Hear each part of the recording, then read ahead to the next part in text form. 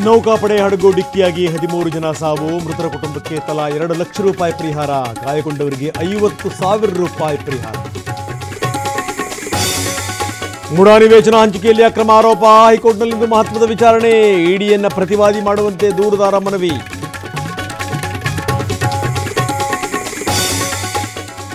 ಯಡಿಯೂರಪ್ಪ ವಿರುದ್ಧದ ಪೋಕ್ಸೋ ಪ್ರಕರಣ, ಹೈಕೋರ್ಟ್ನಲ್ಲಿಂದು ಮುಂದುವರಿಯುವ ವಿಚಾರಣೆ, ತನಿಖೆ ದೋಷಪೂರಿತ ಅಂತ ನಾಗೇಶ್ ವಾದ.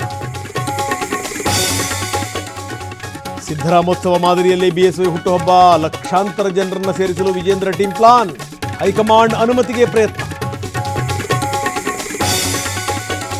ರಾಯಚೂರಿನಲ್ಲಿ ಬಾಣಂತಿಯರ ಮರಣ ಮೃದಂಗ, 3 ತಿಂಗಳಲ್ಲಿ 10 ಮಹಿಳೆಯರ ಸಾವು, ನ್ಯಾಯಕ್ಕಾಗಿ ಲೋಕಾಯುಕ್ತಕ್ಕೆ ಸಂತ್ರಸ್ತೆ ಮೊರೆ.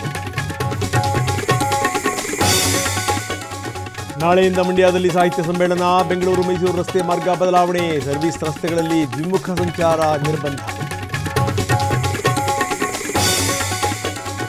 ಬೆಳಗಾವಿಯಲ್ಲಿ ಮುಂದುವರೆದಿದೆ ಎಂಇಎಸ್ ಪುಂಡಾಟ, ಮಹಾರಾಷ್ಟ್ರ ಸಿಎಂ ಡಿಸಿಎಂ ಭೇಟಿಯಾದ ನಿಯೋಗ, ಗಡಿ ವಿವಾದ ಇತ್ಯರ್ಥಕ್ಕೆ ಮನವಿ ಸಲ್ಲಿಸಿ ಉದ್ಘಾಟನ.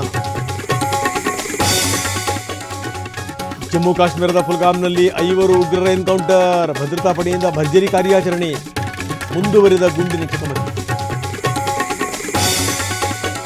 ವಿಪರೀತ ಚಳಿಗೆ ಗಡಗಡ ಅಂತ ಇದೆ ಭಾರತ, ಸಿಂಗಲ್ ಡಿಜಿಟ್ ತಾಪಮಾನಕ್ಕೆ ನಡುಗ್ತಾ ಇದ್ದಾರೆ ಜನ, ಉತ್ತರ ಕರ್ನಾಟಕದ ಹಲವೆಡೆ ಶೀತಗಾಳಿ ಹಾವಳಿ.